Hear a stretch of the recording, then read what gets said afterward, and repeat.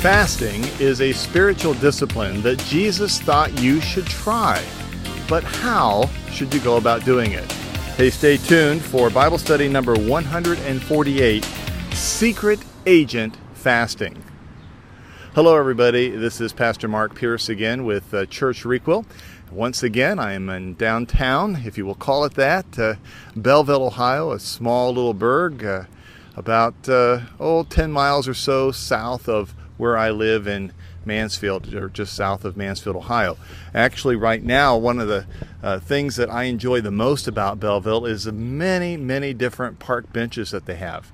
I'm located right now, you can't see it, but Belleville Village Hall is right next to me. And there's just a beautiful little area here. And of course, from time to time, you're going to see and hear the trucks as they go by behind me, because there's a great number of people that drive through this place. But boy, I would sure suggest that if you're ever near Belleville, that you stop and you enjoy not only the great sights, but also the friendly people. Let's take our Bibles and turn again to Matthew chapter 6. And we want to once again read verses 16 through 18.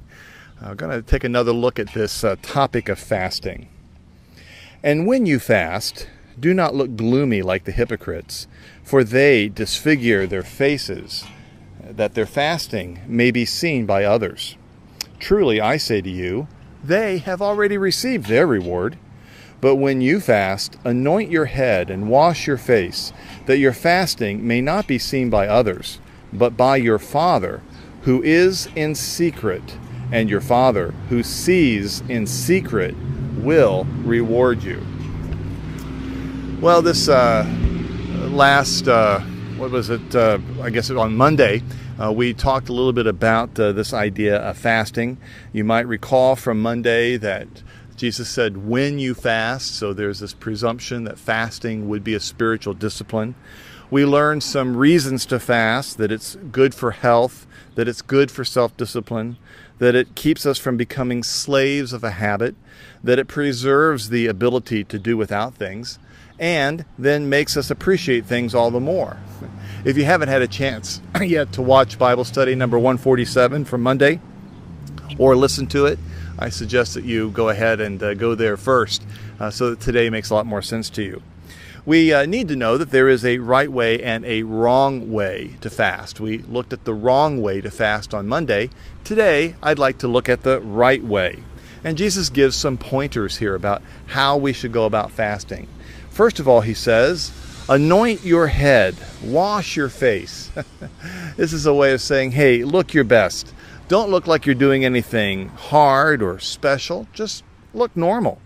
Don't draw attention to yourself. Why? Well, so that your fasting may not be seen by others. Keep it private. You see, the temptation here is going to be to let everybody else know so that they will think more highly of you. But our purpose here should be to try to avoid doing that. Why? Because, and Jesus tells us here again, so that our Father who sees in secret may reward us. Once again, Jesus tells us that there are rewards that we should strive for, but that these rewards are constrained to the private discipline that takes place between the Father and ourselves. Now, these rewards could be the practical freedom from things that we have been enslaved to before. It could be something that is more now on earth, or it could be something that is more later in heaven. It could be a spiritual reward. It could very well be a physical reward. It could be less reliance upon things and more reliance upon God. That alone would be a wonderful reward. It could certainly turn into a much closer relationship with God, an ability to hear Him. Right now, oftentimes we are blinded from God, and we have a difficulty hearing God through the cacophony of noise that we're constantly surrounded by the things that we're involved in. And fasting gives us a chance to get away from some of those things and to appreciate and hear God better. Now, before we leave this topic and move on to the next subject in the Sermon on the Mount, which, by the way, I'm really excited about, I'll talk about that in just a moment, I'd like to leave you with some practical suggestions about fasting, just from some of my own experiences with it. Again, just to remind you, fasting could be about food, but it doesn't necessarily have to be. Remember that most of us are addicted to many things in addition to food. So, food is certainly on the list of things, but it's not the only thing that we could be fasting from. If, however, you do decide that you're going to enter a fast from food, certainly my advice to you would be to be safe. Many people aren't aware of this, but most of the Jewish fasts that we read about in the Old Testament were from morning until evening. Fasting doesn't have to be something that is extremely long. So my advice here would be to start small and short and move from there to something that's bigger or longer. In other words, if you're thinking about fasting food, maybe the place to start would be with one meal.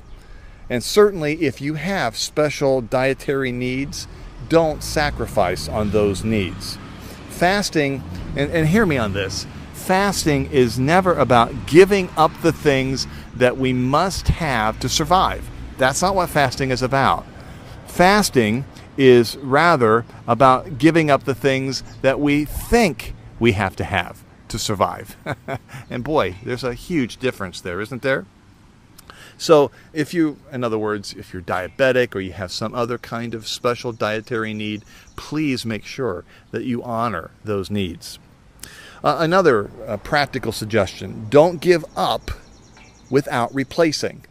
Fasting is not about just giving up. It's about replacing the thing that we think we have to have with the thing we really do have to have. In other words, this is a spiritual discipline.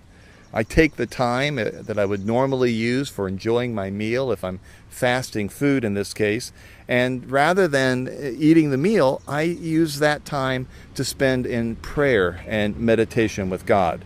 I replace my reliance on physical bread, perhaps in this case, with my reliance upon the true bread of life.